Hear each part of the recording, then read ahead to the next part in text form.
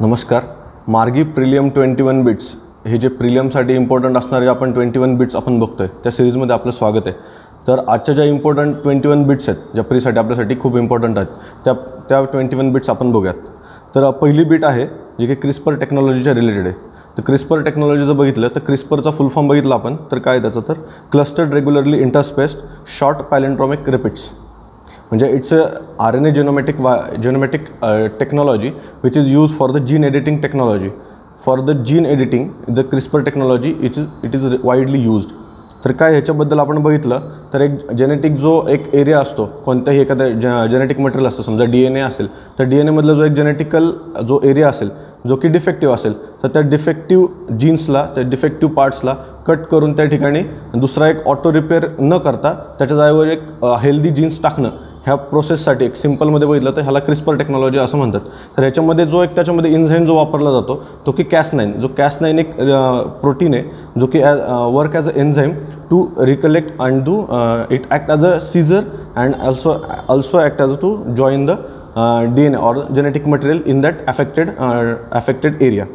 तर ह्याच्याबद्दल आपण बोललं तर जे रिप्लेस किंवा न्यू आणि करेक्ट जो सिक्वेन्स आहे तो त्याच्यामध्ये तो परत तो जागेवर त्याला ठेवतो. ह्याचं वर्किंग बघितलं तर RNA molecule is program to locate particular problematic sequence. जो की प्रॉब्लेमॅटिक सिक्वेन्स आपण बघितलं की जो एक DNA मॉलिक्युल्समध्ये जे असतात की ॲडेनाईन असेल ATGC जे आपण बोलतो ॲडेनाईन थायमाईन जेनाईन आणि सायटोसाईन ह्यांच्यामध्ये जो एक समजा एखादा एक डिफेक्टिव्ह जीन्स असेल तर त्या जीन्सचा जो पेअर असेल तर त्याला तो एक Cas9 जो एन्झाईम आहे त्याने ते जेनेटिक सीझर वापरून ते कट केलं जातं आणि त्याच्यामध्ये एक न्यू हेल्दी जीन्स त्याच्यामध्ये टाकला जातो. तर ह्याच्यामध्ये आपण बघितलं तर आपण असंही करू शकत होतो की त्याला जो डिफेक्टिव्ह जीन्स आहे तो आपण काढू शकत होतो आणि त्याला एक ऑटो रिपेअर करू शकत होतो. पण ही प्रोसेस ह्याच्यामध्ये वापरली जात नाही. का तर ऑटो रिपेअर जर केलं तर एक जो डिफेक्टिव्ह जीन्स होता तो डिफेक्टिव्ह जीन्स परत प्रोड्यूस होण्याचे चान्सेस असतात. म्हणून क्रिस्पर टेक्नॉलॉजी वापरली जाते जेणेकरून एक नवीन हेल्दी जीन्स त्याच्यामध्ये आपण इंट्रोड्यूस करू शकतो. रिसेंटली हे न्यूजमध्ये होतं कारण ते त्याला एक नोबेल प्राईज जे आहेत की एमॅन्युअल चार्पेंटर अँड जेनिफर डॉडना यांना एक नोबेल प्राईज 2020चं जे आहे त्यांना मिळालं होतं केमिस्ट्री फील्डमध्ये. त्यामुळे ही क्रिस्पर टेक्नॉलॉजी महत्त्वाची आहे. आणि रिसेंट जे कोरोना पॅन्डेमिकमध्ये त्याचे टेस्टिंगसुद्धा वापरली जात होती. क्रिस्पर टेक्नॉलॉजी त्याच्या टेस्टिंगमध्ये वापरली जात होती म्हणून सुद्धा ही आपल्यासाठी एक इम्पॉर्टंट आहे. त्याच्याबद्दल आपण जर बघितलं त्याचे ॲडव्हान्टेजेस काय जातात तर इट्स रिमार्केबल इफिशियन्सी. त्याची इफिशियन्सी चांगली आहे. म्हणजे जेनेटिकल मॉडिफिकेशन म्हणतो आपण त्याच्यामुळे त्याची एक इफिशियन्सी चांगली जे डिफेक्टिव्ह जीन्स आपण रिप्लेस करू शकतो. त्यानंतर इझी आणि सिम्पल म्हणून सुद्धा ही क्रिस्पर टेक्नॉलॉजीबद्दल म्हटलं जातं. ह्याचे ॲप्लिकेशन्स बघितले तर ॲप्लिकेशन्स त्याचे आपण ॲग्रिकल्चरमध्ये किंवा मेडिकल ट्रीटमेंट्समध्ये किंवा एक जेनेटिकल रिसर्चमध्ये किंवा एक जेनेटिकल मॉडिफिकेशनसाठी सुद्धा क्रिस्पर टेक्नॉलॉजी ही वापरली जाते. म्हणून सुद्धा आपल्यासाठी क्रिस्पर टेक्नॉलॉजी एक महत्त्वाची आहे. त्यानंतर जी क्रिस्पर टेक्नॉलॉजी आपण जे बोललो की कोविड-19च्या टेस्टिंगमध्ये वापरली जाते तोच आपला सेकंड बिट आहे ज्याचं नाव होतं फेल्युदा टेस्ट. फेल्युदा टेस्टसुद्धा एक रिसेंट न्यूजमध्ये होतं की आपल्याला एक शॉर्ट टाईममध्ये आपल्याला कोविड-19 पॉझिटिव्ह आहे की नाही हे चेक करण्यासाठी एक फेल्युदा टेस्टसुद्धा एक आपल्यासाठी महत्त्वाचं आहे. तर फेल्युदा टेस्ट म्हणजे काय तर ही कुणी इनिशिएटिव्ह केलेली आहे तर CSIR जे आहे CSIR institute of genomics and integrative biology यांनी ती एक लॉन्च केलेली एक टेस्ट होती फेल्युदा टेस्ट ज्याला म्हटलं जातं फेल्युदा टेस्ट. त्याचं फुल फॉर्म बघितला तर FN Cas9 editor link uniform detection असं त्याचं एक फुल फॉर्म होतं. आणि जेणेकरून त्याला एक एडिटर लिंक आणि एक युनिफॉर्म जे म्हटलं जातं युनिफॉर्म डिटेक्शन हे करण्यासाठी ती फेल्युदा टेस्ट वापरली गेलेली होती. तर हे टाटा ग्रुपसुद्धा त्याच्यामध्ये एक इन्क्लुडेड पार्ट होता. त्यानंतर हे RT-PCR जे आता रिसेंट RT-PCR टेस्ट वापरली जाते कोविड-19च्या टेस्टिंगसाठी विच इज कन्फर्मेटरी टेस्ट त्याला एक रिप्लेसमेंट असू शकते फेल्युदा टेस्ट म्हणून सुद्धा आपल्या फेल्युदा टेस्टकडे बघितलं जातं. तर फेल्युदा टेस्टमध्ये जर आपण बघितलं एक फॅक्च्युअल्स काय तर ह्याच्यामध्ये एक पेपर स्ट्रिप असते त्याची प्रोसेस बघितली तर एक पेपर स्ट्रिप टेस्ट असते जेणेकरून it detects corona virus within a hour. म्हणजे एका तासामध्ये आपल्याला समजतं 45 मिनिट्स टू 1 आवर्समध्ये corona positive person which is either corona positive or negative which can be detected within a hour or 45 minutes. It is India's first such indigenous tool kit based on the CRISPR. हे सुद्धा आपल्यासाठी महत्त्वाचं आहे. First indigenous आहे based on CRISPR जे आपण CRISPR बघितलेलं पहिल्याच बिट्समध्ये. आणि त्यानंतर ह्याच्यामध्ये बघितलं तर ह्या पेपर स्ट्रिपमध्ये 2 लाईन्स असतात जसे आपण एक प्रेग्नन्सी टेस्ट जे असते जसे एक स्ट्रिप असते त्याच्यामध्ये एक पॉझिटिव्ह लाईन आणि निगेटिव्ह लाईन असते त्याच रिलेटेड त्याच बेसिक प्रिन्सिपल्सवर हे फेल्युदा टेस्टसुद्धा वर्क होतं. त्यानंतर it is a nucleic acid based test म्हणजे जे DNA किंवा जेनॉमिक मटेरियल आहे त्याच्यावरच बेस्ड टेस्ट आहे ते प्रोटीन बेस्ड टेस्ट नाही आहे हे सुद्धा आपल्याला लक्षात असणं गरजेचं आहे. आणि ह्याचे ॲडव्हान्टेज बघितलं तर चीपर आणि लेस कॉस्ट आहे आणि त्यानंतर आपल्याला लवकर समजतं, जेणेकरून RT-PCR मध्ये ज्याला एक 6 ते 8 तास लागतात त्याच्यामध्ये आपल्याला फेल द टेस्टमध्ये विदिन एन आवर करू शकतात, म्हणून फेल द टेस्टसुद्धा रिसेंट न्यूजमध्ये होती, तो सुद्धा आपल्यासाठी एक बिट महत्त्वाचा आहे. RT-PCR टेस्टबद्दल बोललं तर RT-PCRची एक फुल फॉर्म बघितला, जसं की आपण फेल द टेस्टमध्ये बघितलं तर RT-PCR टेस्टसुद्धा आपल्याला माहीत असणं गरजेचं आहे. तर RT-PCR टेस्टचा फुल फॉर्म जर बघितला तर reverse transcription polymerase chain reaction हा त्याचा एक सिम्पल फुल फॉर्म आहे. तर याचं काय आहे की एक नसल अँड थ्रोट स्वॅप त्याच्यामध्ये घेतले जातात आणि त्या स्वॅपचं एक पॉलिमरेज चेन रिॲक्शन आणि एक रिव्हर्स ट्रान्सक्रिप्शन असे त्याचे 2 वर्ड्स जे इम्पॉर्टंट्स आहेत डॅशच्या आजूबाजूला, तर ते महत्त्वाचे आहेत आपल्याला RT आणि PCR. तर त्याच्यामध्ये जो पहिला फॉर्म घेतला जातो की RNA एक्स्ट्रॅक्ट केला जातो आणि त्यानंतर RNA converted into DNA, म्हणजे DNA मध्ये तो कन्वर्ट केला जातो, त्यालाच रिव्हर्स ट्रान्सक्रिप्शन असं म्हणतात. म्हणजे समजा DNA टू RNA कन्वर्ट करायचं असेल त्याला ट्रान्सक्रिप्शन म्हणतात आणि RNA to RNA converted to DNA त्याला रिव्हर्स ट्रान्सक्रिप्शन असं म्हटलं जातं. आणि मग त्याला DNA कन्वर्ट केल्यानंतर त्याच्या मल्टिपल कॉपीज तयार केल्या जातात, त्याला ॲम्प्लिफाय केलं जातं, त्यालाच PCR म्हटलं जातं, पॉलिमरेज चेन रिॲक्शन. त्याच्या कॉपीज तयार केल्या जातात, जसे झेरॉक्ससारखे असतात तशा ज्या मल्टिपल कॉपीज तयार केल्या जातात आणि त्याच्यामध्ये मग त्याचं ॲम्प्लिफिकेशन केलं जातं RT-PCR मध्ये. आणि मग त्याच्यामधून आपल्याला त्याचे एक जे एक इन्स्ट्रुमेंट वापरलं जातं, त्याच्यामध्ये एक एन्झाईम्स वापरले जातात, त्याच्यावरून प्रायमरसुद्धा म्हणतात त्याला, त्याच्यामधून ते आपल्याला समजतं की कोरोना पॉझिटिव्ह आहे की नाही negative. It's detect on the genetic material, जे की जेनेटिक मटेरियल आपण बोललो की RNA कन्वर्टेड टू DNA आणि त्यानंतर आपण फाउंड आउट करतो, त्यामुळे ते जेनेटिक मटेरियलवर बेस्ड असतं आणि हे सगळी प्रोसेस करायला त्याला 6 ते 8 तास लागतात, म्हणून त्याला एक वेळ लागतो. म्हणूनच फेल द टेस्ट सध्या एक महत्त्वाची होती, जी की एक जेनेटिक टेस्टमध्ये आपण बोललो की RT-PCR एक जेनेटिक टेस्ट आहे आणि युजफुल फॉर द सिम्प्टोमॅटिक आणि असिम्प्टोमॅटिक दोघांसाठी पण सुद्धा ती वापरली जाते, म्हणून सुद्धा आपल्याला RT-PCR टेस्ट एक महत्त्वाचा बीट आहे. त्यानंतर थर्ड इम्पॉर्टंट जो बीट आहे तो INSA-CoG असं सुद्धा म्हटलं जातं त्याला. तर त्याचा फुल फॉर्म बघितला तर इंडियन SARS-CoV-2 कोविड-19 जेनोमिक कॉन्सोर्टिया लॉन्च रिसेंटली, जे की रिसेंटली लॉन्च केलं गेलेलं होतं. INSA-CoG एक कॉन्सोर्टिया जो लॉन्च केला होता जेनोमिक कॉन्सोर्टिया, त्यामुळे आपल्याला तो एक रिसेंट न्यूजमध्ये होता. तर याचं एम आणि ऑब्जेक्टिव्ह जर बघितलं तर एम्स काय याचं to monitor genomic variation in SARS-CoV-2 जे सार्स कोरोना व्हायरस आहे त्याच्यामध्ये त्याला ऑन रेग्युलर बेसिस आणि मल्टी लॅबोरेटरी नेटवर्कमध्ये त्याचं एक जेनोमिक व्हॅरिएशन मॉनिटर करणं हे त्याचं एक बेसिक वर्किंग आहे. त्यासाठीच त्याला एक कॉन्सोर्टिया आपण तो डेव्हलप केला गेलेला आहे. It also have scientific advisory ग्रुपसुद्धा त्याच्यामध्ये काम करतं आणि त्याच्यामध्ये ते कॉन्ट्रीब्यूट करतं. Coordinated with the department of biotechnology, ministry of health and family welfare, ICMR आणि CSI यांच्यावर ते कॉन्ट्रीब्यूट करतं आणि त्यांच्या कोऑर्डिनेशनने ते एक जे जेनोमिक व्हॅरिएशन्स आहेत ते आयडेंटिफाय करतं आणि त्यांचं मॉनिटर करतं. तर त्याचं न्यूजमध्ये काय होतं तर it's revealed 2 mutation presence E484Q आणि L452R हे त्याचे 2 जेनेटिक म्युटेशन्स आहेत कोरोना व्हायरसचे, सार्स कोरोना व्हायरसचे, ते त्यांनी आयडेंटिफाईड केलेले होते आणि त्यांचं मॉनिटर करण्यासाठीच हे एक कॉन्सोर्टिया लॉन्च केलं गेलेलं आहे. आणि त्याचा जो रिपोर्ट आहे तो GISAID देतो, GISAID ज्याला Global Institute on Sharing Avenue Influenza Data असं सुद्धा म्हटलं जातं. त्यांना तो एक रिपोर्ट ते प्रेझेंट केला जातो. त्यानंतर it helps understanding the how spreads and evolves. जर ते मॉनिटर करतं, जर कोणते जे व्हायरस आहेत ज्याचे जे म्युटेशन्स ते मॉनिटर करतं आणि त्याचाच तो एक रिसर्च करतं आणि त्याच्यामुळे तो कशाप्रकारे तो इव्हॉल्व होतो आणि कशाप्रकारे तो स्प्रेड होतो हे सुद्धा बघायचं काम हे कॉन्सोर्टिया करणार आहे. त्यानंतर it's genetic rich source info for tracking pathogens and transmission evolution, जे की बोललं की एक स्प्रेड आणि त्याचं इव्हॉल्युशन चेक करण्यासाठी कॉन्सोर्टिया लॉन्च केलं गेलेलं आहे. जो हा रिपोर्ट सबमिट करतो GISAID ज्याला म्हटलं जातं तोच आपला 4th बीट आहे GISAID, ज्याला आपण फुल फॉर्म बघितला तर Global Initiative on Sharing Avenue Influenza Data, जे की एक इंटरनॅशनल इन्स्टिट्यूट आहे. त्याच्याबद्दल बघितलं तर it's a launch on 61st World Health Assembly initiative by World Health Organisation आहे इन 2008 मध्ये ते लॉन्च केलं गेलेलं आहे. ॲव्हिएशन इन्फ्लुएन्झा डेटासाठी लॉन्च केलं गेलेलं आहे, ग्लोबल इनिशिएटिव्ह आहे. इट्स प्रमोट्स ऑब्जेक्टिव्स बघितलं तर it promotes rapid sharing of data from all influenza virus and corona virus causing कोविड-19. कोविड-19ला जे आपण म्हणतो की ऑल इन्फ्लुएन्झा व्हायरससुद्धा आणि कोविड-19चा आता सध्या रिसेंट असलेला पॅन्डेमिक, त्यांचा सगळ्यांचा डाटा मॉनिटर करणं, त्याचं रॅपिड शेअरिंग करणं आणि त्याचं इव्हॉल्युशन चेक करणं हे सुद्धा एक GISAIDचं काम आहे. त्यानंतर त्याचं हेडक्वार्टर बघितलं, फॅक्च्युअल इन्फॉर्मेशन बघितली तर त्याची मुनिच जर्मनीमध्ये त्याचं हेडक्वार्टर आहे आणि it's a public private partnership initiative आहे. It's non for profit organisation आहे, त्यामुळे ते आपल्यासाठी महत्त्वाचं आहे. It recognise by the G20 health minister 2017मध्ये G20चे हेल्थ मिनिस्टरने त्यांना रिकग्नाइज केलं गेलेलं आहे आणि त्याच्या ग्लोबल हेल्थ इम्पॉर्टन्ससाठी त्याला रिकग्नाइज केलं गेलं. त्यामुळे सुद्धा आपल्याला GISAID माहिती असणं आणि त्याचं एक बीट लक्षात ठेवणं आपल्याला गरजेचं आहे. त्यानंतर 5th इम्पॉर्टंट जो बीट आहे तो GM crop, genetical modified crops ह्याच्या रिलेटेड आहे. जे की आपण बघतो की रेफरन्स जे आपण क्रिस्पर बघितला किंवा जेनेटिकल म्युटेशन्स बघितला, त्याच्यामुळे आपल्याला हा एक बिट्स महत्त्वाचा आहे. तर GM क्रॉप्स काय, in which the crops DNA which is modified using genetic engineering technique. Genetic engineering technique वापरून त्याच्यामध्ये असलेल्या अवेलेबल क्रॉप्समध्ये काहीतरी एक मॉडिफिकेशन करायचं, जेणेकरून त्याचे ॲडव्हान्टेज आपल्याला मिळतील. याच्या ठिकाणी जे जेनेटिकल त्याचा ॲग्री प्रोड्यूस वाढवू शकतो किंवा त्याच्या क्वालिटीज वाढवू शकतो किंवा त्याला जे असणारे रोग आहेत त्याला रोग लागू नये म्हणून जे मॉडिफिकेशन्स केले जातात त्याच्या जेनेटिक्समध्ये, त्याला जेनेटिक मॉडिफाईड क्रॉप्स असं म्हटलं जातं. त्याचं ऑब्जेक्टिव्ह काय तर क्रॉप्सचं to translate genus barrier by introducing alien genes for desired effect. जे की आपण बोललोच की एलियन जीन्स त्याच्यामध्ये इंट्रोड्यूस करायचो. आणि आत्ता सध्या बघितलं तर क्रॉपलँड्स जे आहेत टोटल वर्ल्ड्समध्ये त्यातले मोर दॅन 10% हे GM क्रॉप्सनी लॉन्च व्हायला लागलेत, म्हणजे चालू व्हायला लागले. GM crops genetical modified crops हे बाजारात यायला लागलेले आहेत. In this inserting a DNA into genome of the organism, जे की आपण बोललोच.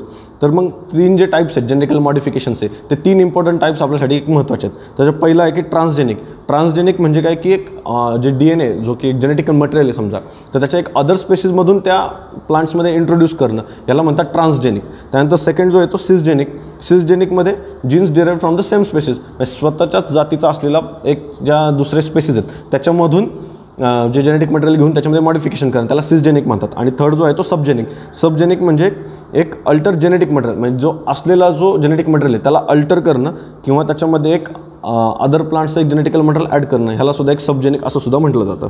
त्याचं पर्पज जे आपण बोललो की हाय यील्ड असणं किंवा न्यूट्रिशनल व्हॅल्यू असणं, लॉंगर शेल्फ लाईफ असणं किंवा इन्क्रीज रेजिस्टन्स टू द ड्रॉटला सुद्धा त्या एक रेजिस्टन्स प्रोव्हाइड करण्यासाठी सुद्धा एक GM क्रॉपचा फायदा होतो. त्याचे लिमिटेशनसुद्धा असतात की लिमिटेशन म्हटलं तर बायोडायव्हर्सिटीला थ्रेट येतो आणि त्यानंतर एक न्यूट्रिशनचा इश्यूसुद्धा त्याच्यामध्ये क्रिएट होऊ शकतो. हे सुद्धा प्रॉब्लेम्स आपल्याला माहीत असणं गरजेचं आहे. एक्झाम्पल्स बघितले तर BT कॉटन्स आहे किंवा DMH11 जे की मस्टर्ड क्रॉप्स आहेत, हे सुद्धा आपल्याला एक्झाम्पल्स माहिती असणं गरजेचं आहे.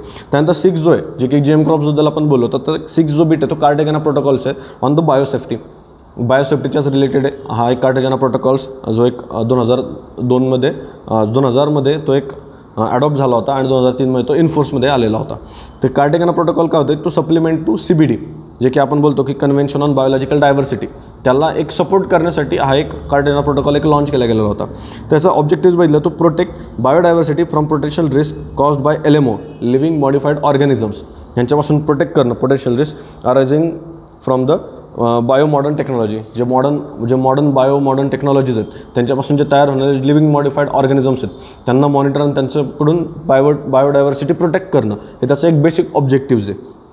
प्रोटोकॉल्स नॉट बॅन LMO जे आहे LMO जे लिव्हिंग मॉडिफाईड ऑर्गॅनिझम त्यांना ते बॅन करत नाही, but also gives for the precedences procedures दिलं जातं त्याला की कसं हँडलिंग केलं जातं, कसं स्टोरेज आणि त्याचं ट्रान्सपोर्ट कसं केलं जातं आणि त्याचा यूज कसा केला जातो, ह्यांच्यासाठी जी प्रोसिजर लॉन्च केली गेली ती कार्टेगेना प्रोटोकॉल माहिती आहे, त्यांनी मेन्शन केली गेली. ते बॅन करत नाही कोणत्याही LMOला, हे सुद्धा माहिती असणं गरजेचं आहे. त्याच्यामुळे जे 2 सेट ऑफ प्रोसिजर आहेत जे की AI जे की ॲडव्हान्स इन्फॉर्म्ड ॲग्रीमेंट्स म्हणतात आणि एक लिव्हिंग मॉडिफाईड ऑर्गॅनिझम त्याच्याबद्दल आपण बोललेलो आहे.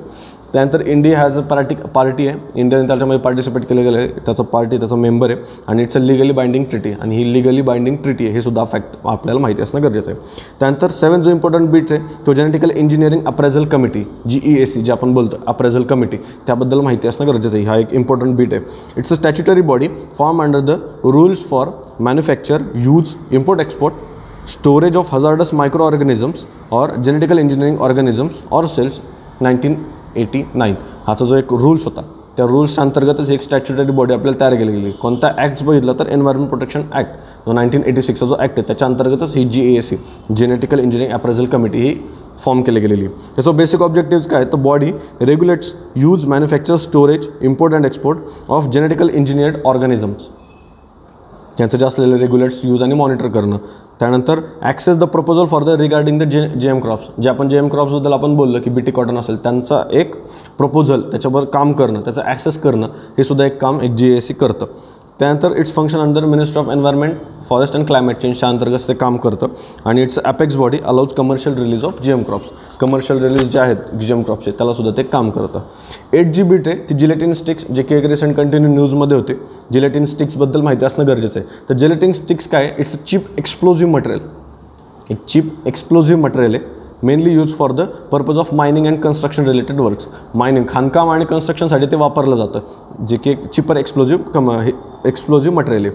इट ऑल्सो कॉल्ड जेलिग्माइट और सिम्पल जेली, जेलिग्माइट किंवा त्याला सिम्पल जेली असं सुद्धा त्याला म्हटलं जातं.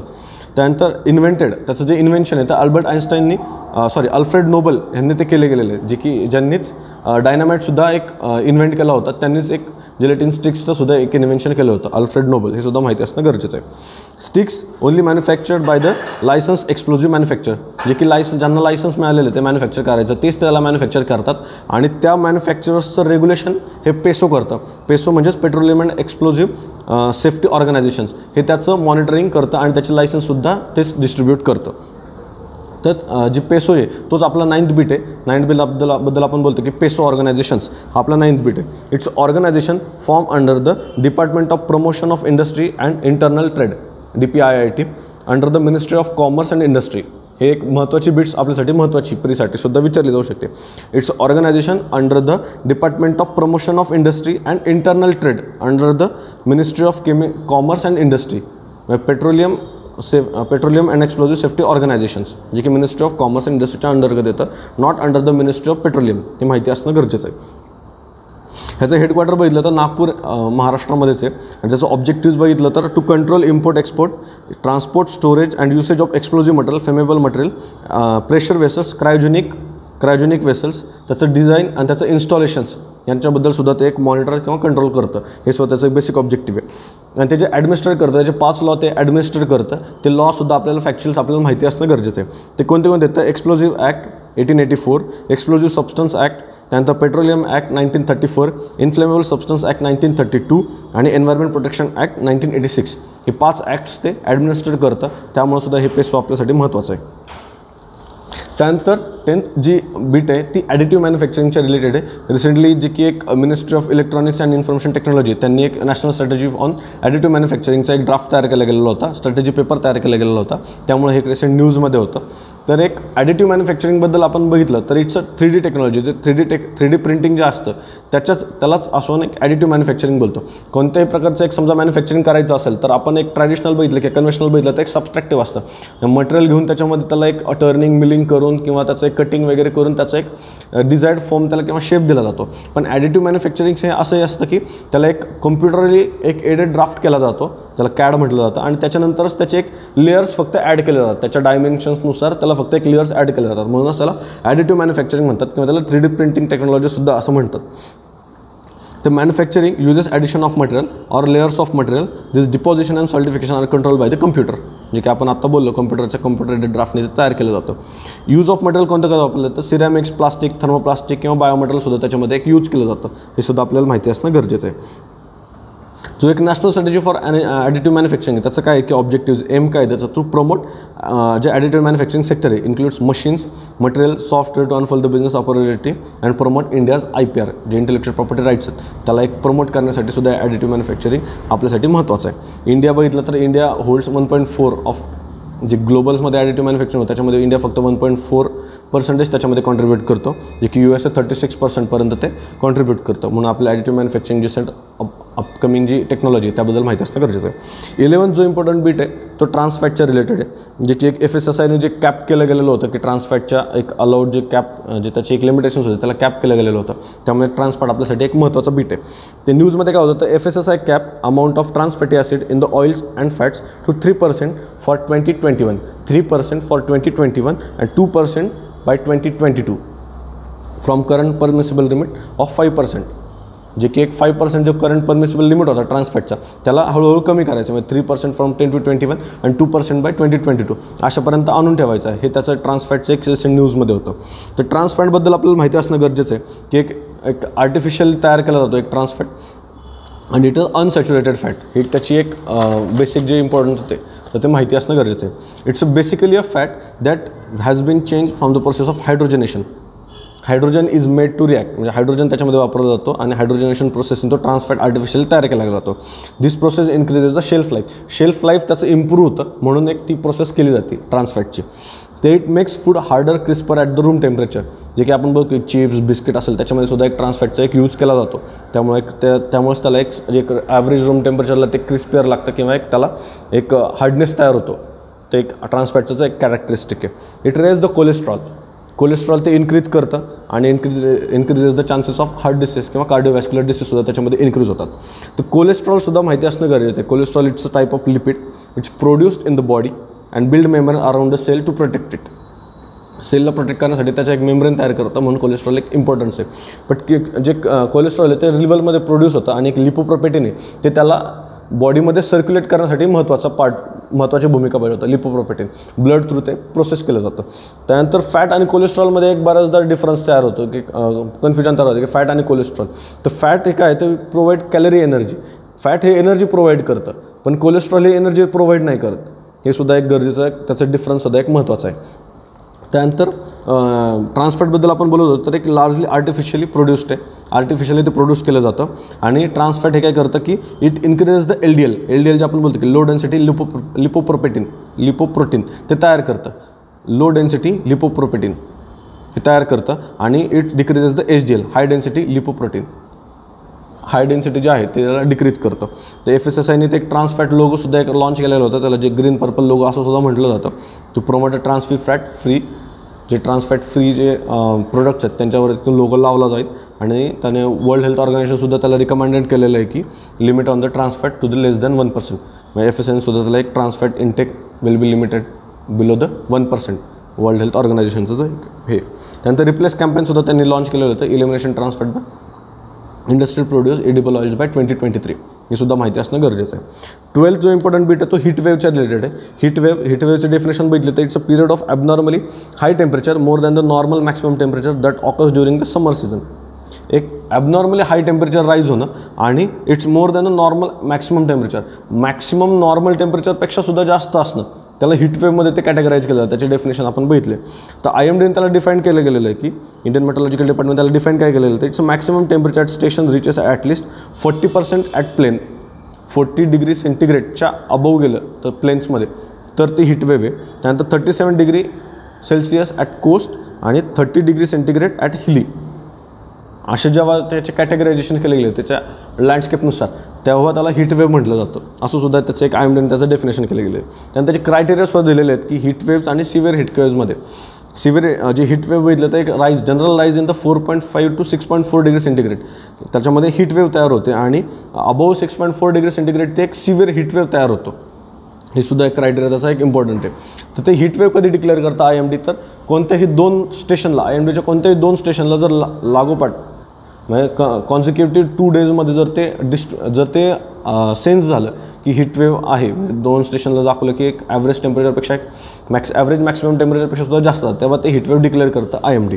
त्यानंतर it generally occurs in the March ते जूनमध्ये किंवा एक्सटेंड जुलैपर्यंतमध्ये सुद्धा ते जाणवतं किंवा त्याचं एक ऑकर होतं. त्यानंतर extreme in the Rajasthan MP आणि महाराष्ट्रामध्ये सुद्धा त्याचं एक एक्स्ट्रीम केसेससुद्धा त्याच्यामध्ये आपल्याला पाहायला मिळतात. त्यानंतर हीटवेवबद्दल बघितलं तर इट्स नॉट अ डिझास्टर म्हणजे त्याला एक नोटिफाईड केलं गेलेलं नाही आहे डिझास्टरमध्ये. हे सुद्धा एक फॅक्ट महत्त्वाची आहे. डिझास्टर मॅनेजमेंट ॲक्टच्या अंतर्गत हीटवेव येत नाही हे सुद्धा लक्षात असणं गरजेचं आहे. आणि त्याच्यामुळंच तो एक नॅशनल किंवा स्टेट डिझास्टर रिलीफ फंड आहे त्याच्या अंतर्गत त्याला तो इलिजिबल होत नाही कोणत्याही रिलीफ फंडसाठी. हे सुद्धा माहिती असणं गरजेचं आहे. पण NDMAने जे नॅशनल डिझास्टर मॅनेजमेंट ऑथॉरिटी त्यांनी त्याचे गाईडलाईन्स तयार केलेले आहेत prevention management of the heatwave. हे सुद्धा माहिती असणं गरजेचं आहे. IMD जे आपण बोललो की IMD जे हीटवेवबद्दल क्रायटेरिया करतं तीच आपली 13 बीट आहे. IMD Indian meteorological department established in facts बघितलं तर एस्टॅब्लिश्ड इन 1875 1875ला त्याची एस्टॅब्लिशमेंट आहे. Agency under the ministry of earth सायन्सच्या अंतर्गत ते काम करतं. And it's organisation responsible for the meteorological observations weather forecasting and seismology. Headquarter New Delhi. It becomes the member of world meteorological organisation in 1949. 1949ला ते एक वर्ल्ड मेट्रोलॉजिकल ऑर्गनायझेशनचा मेंबर झालेलं आहे. आणि pivotal role in the monsoon forecast and earthquake monitoring हे सुद्धा माहिती असणं गरजेचं आहे. त्यानंतर 14 जी बीट्स आहे ती क्वांटमचे. आता क्वांटम टेक्नॉलॉजीबद्दल आपण जे रिसेंट न्यूजमध्ये होतं क्वांटम त्यामुळे क्वांटम की डिस्ट्रीब्युशन एक 14 बीट जे आहे ते आपल्यासाठी एक इम्पॉर्टंट आहे. क्वांटम की डिस्ट्रीब्युशन जे की रिसेंटली एक DRDOने त्याची टेस्टिंग केली गेलेली होती 2 स्टेशनच्या अंतर्गत त्याचं कम्युनिकेशन करण्यासाठी क्वांटम की डिस्ट्रीब्युशन त्यांनी वापरलं गेलेलं आहे म्हणून एक न्यूजमध्ये होतं. इट्स अ क्वांटम की distribution is a secure communication method that uses cryptographic protocol त्याच्यामध्ये वापरला जातो. Involves components of the quantum mechanics सुद्धा त्याच्यामध्ये यूज करून एक क्रिप्टोग्राफिक प्रोटोकॉल कम्युनिकेशनसाठी वापरला जातो. त्याला क्वांटम की डिस्ट्रीब्युशन असं म्हटलं जातं. It enables two parties produce shared random secret key. म्हणजे दोन पार्टीज समजा कम्युनिकेशन करायचं असेल त्यांच्यामध्ये एक सिक्रेटली एक रँडम की त्याच्यामध्ये एक डिस्ट्रीब्यूट होती आणि त्यांच्यामध्येच एक इनक्रिप्ट आणि डिक्रिप्ट मेसेज करण्यासाठी एक की असते, त्यालाच क्वांटम की डिस्ट्रीब्युशन असं म्हणतात. त्याचं वर्किंग कसं होतं की एक inscription keys are sends in the qubits. एका स्टेशनपासून दुसऱ्या स्टेशनला ते क्यूबिट्समध्ये त्याची एक की सेंड केली जाते किंवा त्याचे एक ऑप्टिकल फायबर केबल्स त्याच्यामध्ये वापरलं जातं आणि त्याच्यामध्ये त्याने की पास केली जाते आणि ती की दुसरीकडे ती डिक्रिप्ट केली जाते आणि त्यांच्यामधूनच ते कम्युनिकेशन एस्टॅब्लिश्ड होतं. असं त्याचं एक बेसिक वर्किंग प्रिन्सिपल आहे. It uses qubits as a basic resource. Qubits जे आपण बोललो त्यानंतर इट्स इफ एनी लेजिटिमेट म्हणजे समजा कोणतेही इलेजिटिमेट जो समजा त्याच्यामध्ये एंटिटी किंवा इंटरफेअर झाला तर ते दोघांनाही कळतं आणि त्याचं डिस्टर्ब करतं, जे कम्युनिकेशन ते डिस्टर्ब करतं आणि it encodes on the photon. म्हणजे त्याच्या फोटॉन्सच्या ह्याच्यावरच ते एनकोड करून ते डिक्रिप्ट केलं जातं. हे सुद्धा क्वांटम की डिस्ट्रीब्युशनबद्दल आपल्याला माहिती असणं गरजेचं आहे. It gives the ability to communication two users to detect the presence of third party trying to gain knowledge of the key. मग या दोन्ही पार्टीजला समजा कोणते इंटरफेअर आलं तर त्या दोन्ही पार्टीजला समजतं की याच्यामध्ये थर्ड पार्टी इन्व्हॉल्व झालेली आहे, कम्युनिकेशन त्यांना थर्ड पार्टीला कळतं आहे. ह्या एक डिक्रिप्टचा एक फायदा जे आपण म्हणतो की क्वांटम की डिस्ट्रीब्युशनचा एक फायदा किंवा ॲडव्हान्टेज आहे. आणि त्यानंतर क्वांटम की डिस्ट्रीब्युशनबद्दल बघितलं तर it's used only to produce and to distribute a key. म्हणजे फक्त की प्रोड्यूस आणि त्याचे डिस्ट्रीब्यूट करण्यापर्यंतच ते वापरलं जातं. त्याच्यामध्ये मेसेज किंवा डेटा सेंड केला जात नाही, त्यासाठी ते वापरलं जात नाही, हे सुद्धा माहिती असणं गरजेचं आहे. 15 जी इंपॉर्टंट बिट्स आहे ती क्वांटम टेक्नॉलॉजी आहे. जे क्वांटम की डिस्ट्रीब्युशनबद्दल आपण बोललो की क्वांटम टेक्नॉलॉजी माहिती असणं गरजेचं आहे. तर क्वांटम टेक्नॉलॉजी काय आहे? It's based on the quantum mechanics. Quantum मेकॅनिक्सबद्दल आपण बोलूयात. It's develop in the early 20th century. First outline by the Gerard J Milburn. 1997ला Gerrard जे मिल्बन आहे त्यांनी ती एक डेव्हलप केली गेलेली क्वांटम मेकॅनिक्स टेक्नॉलॉजी होती. It describes fundamental physical properties of nature at atomic or sub atomic लेवलला. Atomic किंवा सब ॲटॉमिक लेवलला त्याच्या प्रॉपर्टीज ते प्रॉपर्टी डिस्क्राईब करण्यासाठी एक वापरलं जातं क्वांटम टेक्नॉलॉजी. तर क्वांटम हे सुद्धा माहिती असणं गरजेचं आहे. क्वांटम म्हणजे काय तर it's minimum amount of any physical entity involve in any interaction. जे की एक मिनिमम एनी फिजिकल क्वांटिटी म्हणजे कोणतेही ॲटम किंवा सब ॲटॉमिक लेवलला त्याचं जे एक एंटिटी तयार होते त्याला क्वांटम किंवा इलेक्ट्रॉन्स फोटॉन्स असतील त्याच्यामध्ये एक मिनिमम लेवलला ते एक एंटिटी तयार करते आणि त्याच्यामध्येच ती एक इंटरॅक्शनच्या इन्व्हॉल्वमेंट होते. त्याची इंटरॅक्शनमध्ये त्याची इन्व्हॉल्वमेंट होते, त्याला क्वांटम असं म्हटलं जातं. ज्यामध्ये एक्झाम्पल बघितलं तर एक मोबाईल आणि टॉवर. आता त्याच्याबद्दल एक्झाम्पल बघितलं तर एक मोबाईल टॉवर आणि एक पर्सन. म्हणजे समजा एक पर्सन कॉल करतो आणि मोबाईल टॉवर्सला त्याच्या रेंज जातात, तर मग रेंज जाताना त्याच्यामध्ये टॉवरच्या रेंजमुळे पर्सनच्या ह्युमनच्या ज्या बिहेवियरवर समजा चेंज होतो, जे की एक इंटरनल असतं की प्रत्येक ह्युमन्सच्या आतमध्ये जो समजा एक चेंजेस होत जातो, त्यांच्यामध्ये जो असणारा एक जो बॅलन्स आहे तो क्वांटमच्या अंतर्गतच आपण ते फाइंड आउट करू शकतो. म्हणून क्वांटम टेक्नॉलॉजी एक महत्त्वाची आहे. म्हणजे मोबाईलचे कनेक्शन आणि टॉवर्सचा यांच्यामध्ये असलेला त्याचा असलेला इफेक्ट ऑन द ह्युमन ह्याच्यामध्ये फाइंड आउट करण्यासाठी क्वांटम टेक्नॉलॉजी महत्त्वाची आहे. त्यानंतर ग्रॅव्हिटेशनल फोर्स.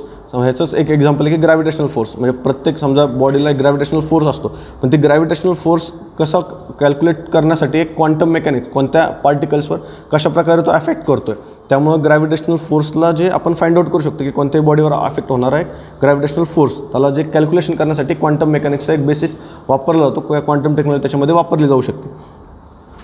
जे की आपण म्हटलं की सब ॲटॉमिक लेवलला ते एक फाइंड आउट करण्यासाठी एक महत्त्वाचं आहे आणि त्याचा एक इम्पॅक्टसुद्धा फाइंड आउट करण्यासाठी क्वांटम मेकॅनिक्स वापरलं जातं.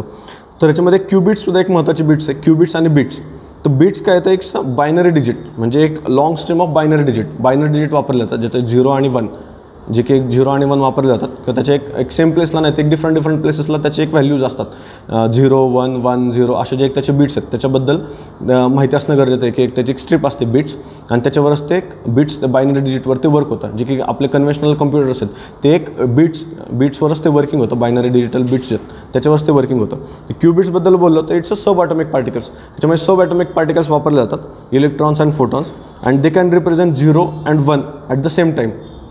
0 and 1 at the same time ते वापरून त्याच्यामध्ये क्यूबिट्स तयार केले जातात, त्याचे पेअर्स तयार केले जातात, त्याला क्यूबिट्स असं म्हटलं जातं. मग त्या क्यूबिट्सचे काही प्रॉपर्टीज आहेत की आपण म्हणतो की सुपरपोजिशन किंवा एन्टँगलमेंट हे त्याचे एक बेसिक प्रॉपर्टीज आहेत. मग सुपरपोजिशनबद्दल बोललं की ते combination of 0 and 1 at the same प्लेसमध्ये 0 आणि 1 वापरणं ह्याला एक सुपरपोजिशन म्हणतात. आणि एन्टँगलमेंटमध्ये पेअर्स ऑफ क्यूबिट्स वापरणं in place of the another one म्हणजे दुसऱ्या जी एक स्ट्रिप्स आहेत त्या स्ट्रिपच्या ऐवजी दुसरे एक बीट्स वापरणं किंवा दुसरे एक पेअर वापरणं त्यालाच एक एन्टँगलमेंट अशी त्याची एक प्रॉपर्टी क्यूबिट्सची ते माहिती असणं गरजेचं आहे.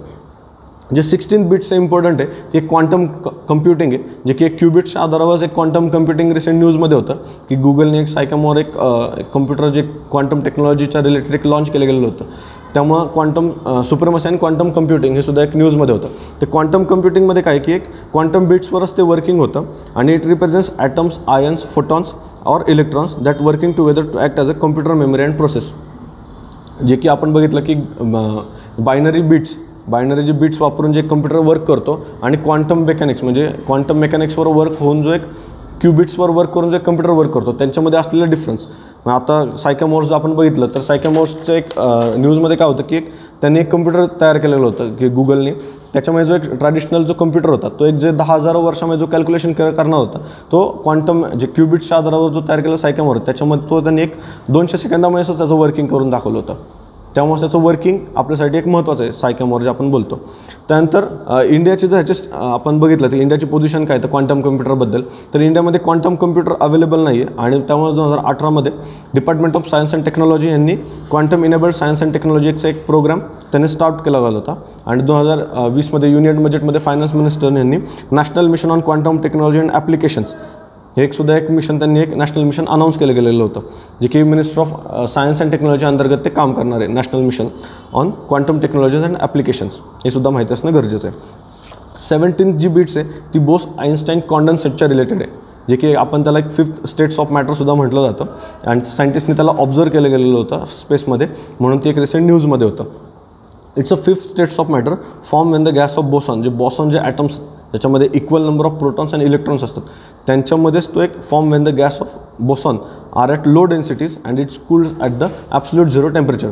ॲब्सोल्यूट झिरो टेम्परेचर म्हणतो जे आपण ज्याला 0 केल्विन किंवा -273 डिग्री सेंटीग्रेडला ॲब्सोल्यूट झिरो टेम्परेचरला एक लो डेन्सिटीमध्ये आणि त्याच्यामध्ये त्याला कूल केल्या गेल्यानंतर तो एक बोस आइन्स्टाईन कॉन्डन्सेट जो की 5th states of matter form होतो.